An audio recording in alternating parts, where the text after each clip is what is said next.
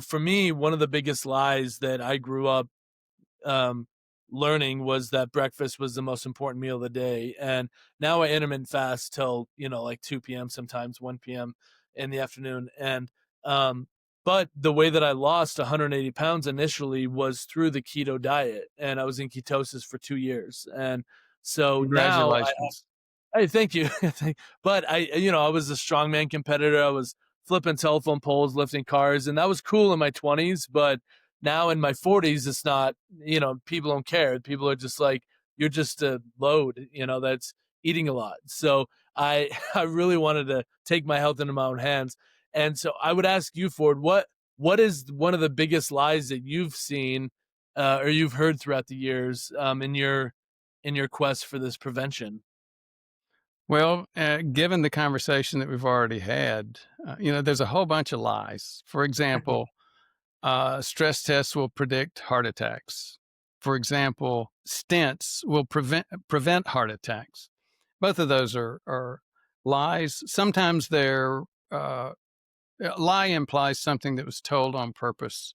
I think the vast majority of um, stress tests and stents are not told as lies on purpose to deceive people. I think the people that are talking about it are true believers.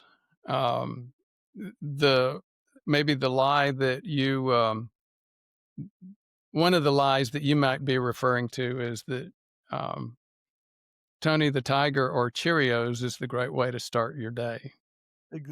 Exactly. And unfortunately, those are on purpose. We got a lot of I've always been a capitalist, except in terms of science and healthcare. Capitalism. I'm still a capitalist.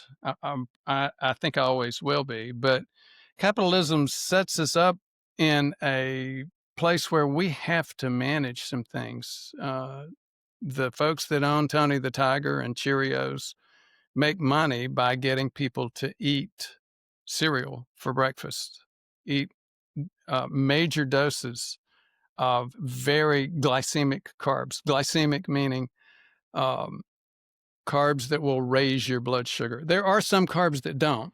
Fiber, for example, is technically a carb, but it doesn't raise your blood sugar. So that lie goes into a lot of places and has a lot of arms and legs. For example, I just had Nina Teicholz on the show a few weeks ago. She's an investigative journalist looking at food policy. And the question she and I were talking about is, why is the government recommending that we eat grain products? And some of that may be lies on purpose. Some of that may be lies fueled by big food wanting to make money off of carb related foods.